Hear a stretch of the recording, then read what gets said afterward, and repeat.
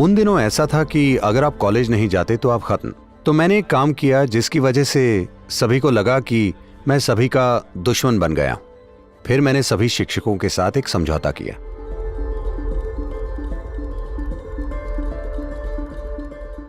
देखिए, हर किसी को हर बात के लिए मनाया नहीं जा सकता, ठीक है? कुछ चीजें बस कर दी जाती। तो मैं आपको एक उदाहरण देता हूं। जब मैंने 12वीं कक्षा पास की, उन दिनों उसे पीयूसी कहते थे।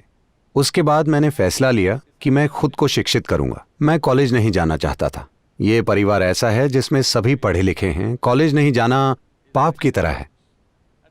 कम से कम आजकल थोड़ा लचीलापन है। उन दिनों अगर आप कॉलेज नहीं जाते तो आप खत्म, क्योंकि आज अगर आप कॉलेज नहीं जाते तो आप शायद अपनी जीवन शैली खो सकते हैं, लेकिन आप अपना जीवन नहीं खोएंगे। वो ऐसी पीढ़ी थी जिसमें अगर आप कॉलेज नहीं जाते तो आप अपना जीवन खो देंगे, आप सड़क पर आ जाएंगे। बिल्कुल ऐसा था। तो वो बुरी तरह से डर गए। मेरे पिता एक डॉक्टर थे, उन्हें यह बहुत ज्यादा अजीब लगा। वो पढ़ाई में बहुत रुचि लेते थे। पूरे जीवन हमेशा वो हर चीज जो वो करते थे उसमें पहले, दूसरे, तीसरे नंबर पर आते थे। तो उन्हें विश्वास नहीं हुआ कि मैं खुद को शिक्षित करना चाहता हूं। तो मैंने एक काम किया जिसकी वजह से अचानक सभी को लगा कि मैं सभी का दुश्मन बन गया, और वो मुझसे ठीक से बात भी नहीं कर रहे थे। मैंने एक काम किया, मैं बताता हूं आपको। मैं बहुत ज्यादा खाना खाता था। मैं 10 गुना खाता था। मैं आज के मुकाबले कम से कम 10 गुना ज्यादा खाता था, लेकिन मेरा वजन कभी नहीं बढ़ा, क्योंकि मैं इतना ज्यादा शारीरिक काम करता था। मैं नारियल के पेड़ों पर दौड़ते हुए चढ़ जाता था। मेरी बनावट वैसी थी।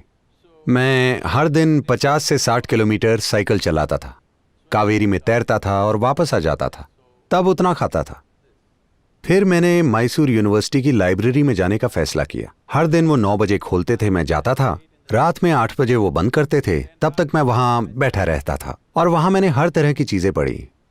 होमर से लेकर लोकप्रिय मैकेनिक्स, और नेशनल ज्योग्राफिक से लेकर साहित्य तक, भूगोल, ये और वो सब कुछ जो भी मुझे मिला। 1 साल तक हर दिन मैंने इस तरह पढ़ा, बस हर तरह की चीजें। लेकिन मेरे लिए सबसे महत्वपूर्ण चीज ये थी कि हालांकि मैं इतना ज्यादा खाता था, इस पूरे साल में मैंने पूरे दिन कुछ नहीं खाया। सुबह नाश्ते में जितना हो सकता था खा लेता था, फिर वहां जाकर पूरा दिन बिना खाए बैठता था, जो मेरे लिए बहुत बड़ी उपलब्धि थी, क्योंकि बिना खाए मैं बैठ पाया।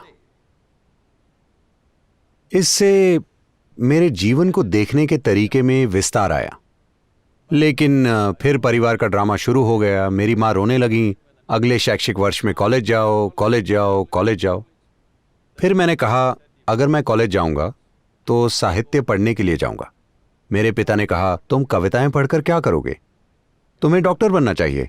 उन्होंने मेरे लिए मिलिट्री मेडिकल कॉलेज में सीट भी देख रखी थी। मैंने मना कर दिया। फिर वो बोले ठीक है, कम से कम इंजीनियरिंग तो कर लो। फिर मैंने कहा देखिए,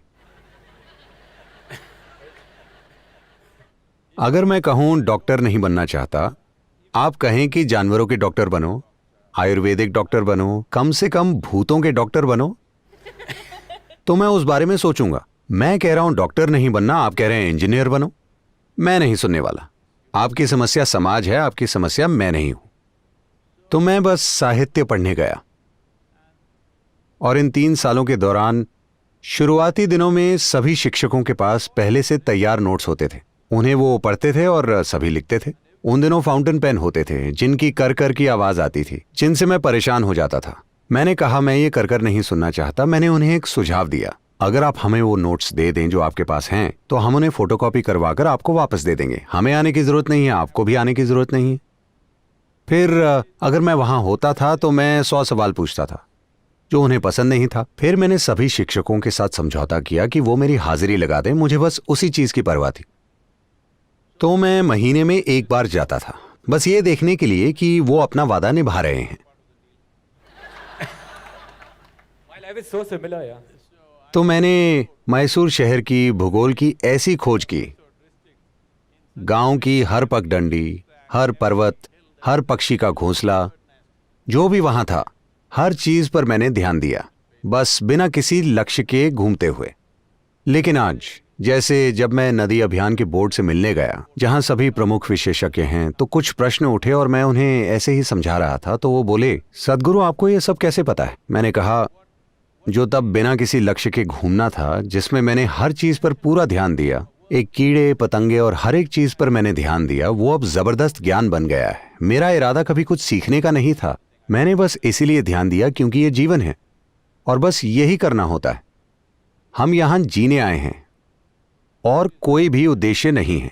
जो लोग स्वर्ग जाना चाहते हैं वो आज ही जा सकते हैं, वो इसे टाल क्यों रहे? अगर वो इतनी शानदार जगह है तो मुझे टालने की वजह समझ नहीं आती है कि नहीं? ये युवाओं के लिए बहुत जरूरी है।